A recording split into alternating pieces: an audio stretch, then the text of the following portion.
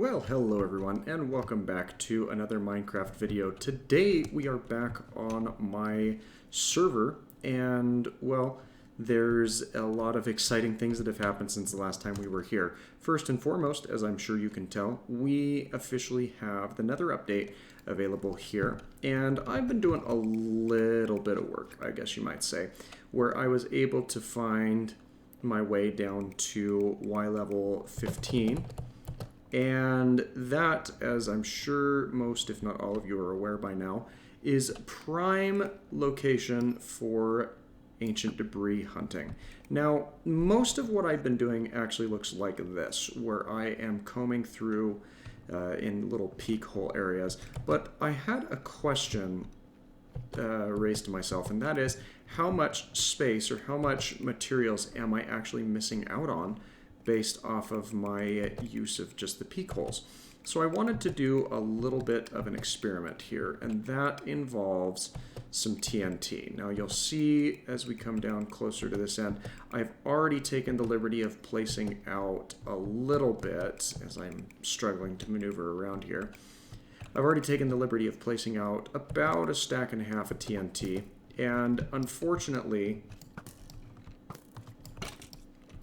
I had forgotten the fact that you're not meant to put TNT next to anything that's on fire, and so we had a little bit of a premature detonation earlier, but luckily nothing really continued forward.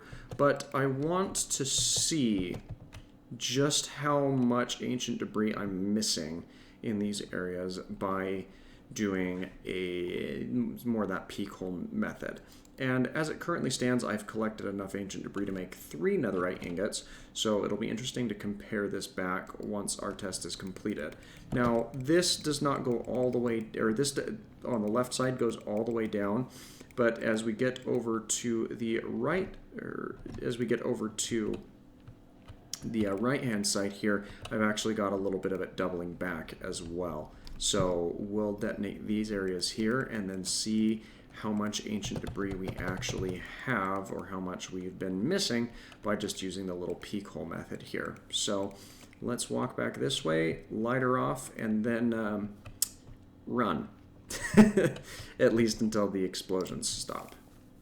Alright, well that was actually fairly efficient, as it somehow managed to ignite the TNT over in that right-hand column, which means that we only needed to detonate things off once. Now, that particular scatter was about 4 spaces in between each one. And I know that beds are technically more efficient when it comes to the explosions that they let off, but they also require you to heal up. They require you to protect yourself a little bit more. I just think that TNT is a little bit more efficient overall.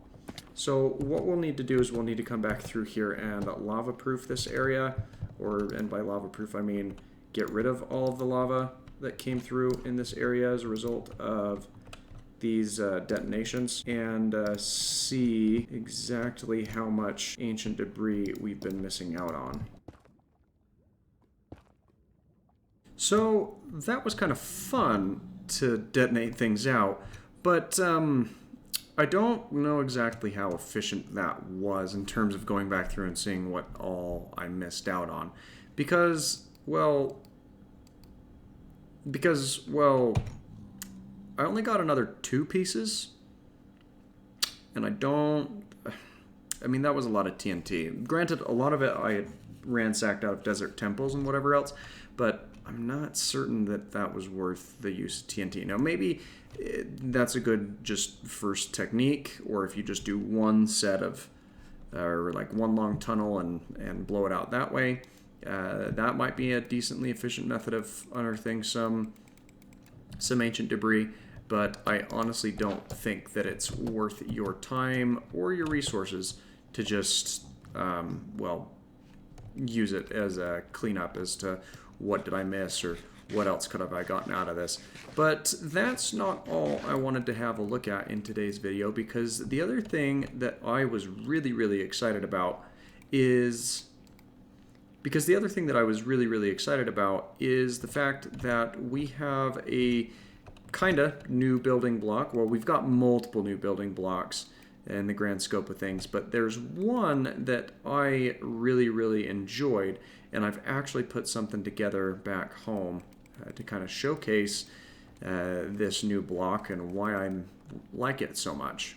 So let's head back to the overworld and get a look at what that is. There's an Enderman walking around over there. But let's head home so I can showcase to you what new block we have. So I guess those two pieces of nether or ancient debris wasn't that bad, because I did end up getting enough to finish out and create another ingot. So all things considered, not terrible, but I still think that there was a better thing that we could have done with our TNT there, and I'll probably explore some stuff like that in the future. But one of the things that we gained access to was a brand new use for this here Nether Wart. And yeah, Nether Wart was already pretty useful when it comes to brewing up potions and other things, but if you combine two pieces of Nether Wart with 2 nether bricks, you can get a nice bright colored red nether brick, and I love this block so much that I went ahead and replaced out the entire roof on this building. I hope Kat doesn't mind, because, well, she was the one that built it overall. But I do think that this really adds a new variety or new depth to it, and it might even be cool to kind of stagger or switch them out for some texturing as well, if you want to switch between the standard nether brick and then this red variety here. The other thing that I am likely going to do is I'm going to take the some of this black stone that we've got and use it to finish out the edges around this little area, because as much as I love obsidian, I don't want to keep filling it out with that, and the black stone, especially the polished variant, is just going to be a lot nicer for finishing out these different areas of the edge of our pit. And yeah, I haven't touched this in a minute, mainly because the server's been out of commission for about a week or so, but I will get back to this and I will finish it up, and we will go ahead and progress over here to building more of the castle secondary base as well.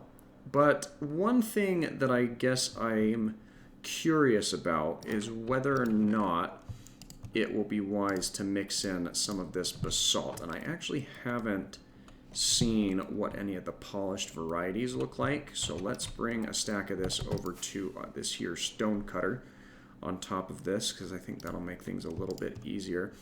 And yeah, it's just the polished variety of it. So let's get a couple of these crafted up here. And have a look at them. Let's actually place them down here next to the actual castle itself, because there's a couple of different orientations that you can have for this. And I don't know, it might be kind of nice to mix in some of these ones here where they're stacked kind of vertically like so. I think that that might add some decent texture to the outside sparsely. I don't think I would want to use it a lot, but it could certainly have its uses when adding into the build here. So something to think about as we continue putting it together. Maybe it might even be cool to like use this basalt here in this part of the build, like right up leading to the underside of this tower to give it kind of a darker shadowy look. I don't know. It's something I'll have to play around with, because I think that that could be really cool to integrate into the overall build and aesthetic that I'm going for with this. But that is really going to do it for what I wanted to have a look at today. So thanks for watching, and if you did enjoy this video, feel free to give it a like, and don't forget to subscribe, as that subscription's free and easy, and I bring content to you on a daily basis. We'll be back on Thursday with the next episode in our Minecraft Insomnia series, and if all goes well, we'll be having a live stream on Friday where we're going to be taking on a new hardcore challenge in the fact that I am allowed one weapon, and that weapon is the bow. So hopefully everything works out so I can do that, as that should be a really fun and entertaining challenge. But thanks again for your time, and we will see you with the video tomorrow and with Minecraft Insomnia on Thursday. And with that, you have an absolutely fantastic rest of your day. Bye-bye.